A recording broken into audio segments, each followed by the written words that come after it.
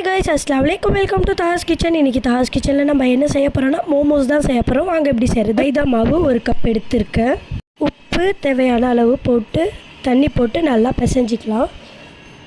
இப்போ நல்லா மிக்ஸ் பண்ணிட்டு அதுக்கப்புறமா லைட்டாக தண்ணி போட்டு என் தங்கச்சிக்கு பாருங்கள் தண்ணி போட சொன்னால் அவள் ஆயில் எடுத்து போடுறா. எனக்கு அவள் பக்கத்தில் உட்காந்து ரொம்ப டிஸ்டர்ப் பண்ணிகிட்டு இருந்தா.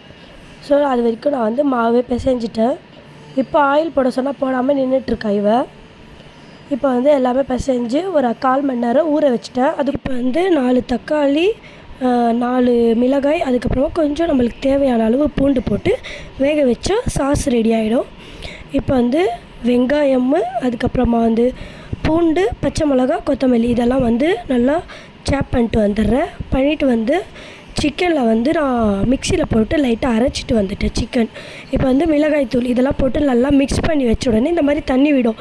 இந்த தண்ணி மட்டும் நீங்கள் எடுத்துருங்க, இல்லைனா மோமோஸ் ஒரு மாதிரியாக தண்ணி விட்ட மாதிரி சொதன்னு ஆகிடும். இது நீங்கள் பண்ணி வச்சுட்டு வந்துடுங்க. அதுக்கப்புறமா இந்த சாஸ்க்கு நம்ம உப்பு சர்க்கரை இது ரெண்டுமே போட்டு நம்ம கிரைண்ட் பண்ணிட்டு வந்துடலாம். நல்லா கிரைண்ட் பண்ணிட்டு ஒரு பேனில் ஆயில் போட்டு நம்ம அரைச்சி வச்சுருக்கிற இந்த சாஸை அதில் போட்டு ஒரு திக்கான சாஸுக்கான பதம் வந்த உடனே நம்ம இறக்கிடலாம். நான் லைட்டாக ஃபுட் கலர் போட்டிருக்கேன். உங்களுக்கு ஃபுட் கலர் வேணும்னா நீங்கள் போட்டுக்கோங்க, நான் ஸ்கிப் பண்ணிக்கோங்க.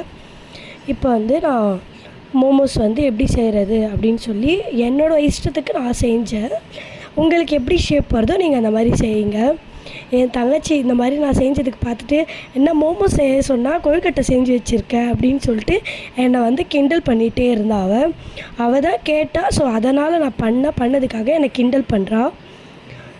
ஸோ நான் மோமோஸ் ரெடி பண்ணிவிட்டேன். உங்களும் ஹெல்த்தியாக வீட்லேயே செஞ்சு பாருங்கள். மோமோஸ் ரொம்ப சூப்பராக இருந்தது. தாஹாஸ் கிச்சனுக்கு லைக் பண்ணுங்கள், கமெண்ட் பண்ணுங்கள், ஷேர் பண்ணுங்கள், சப்ஸ்கிரைப் பண்ணுங்கள். அஸ்ஸலாமு அலைக்கும்.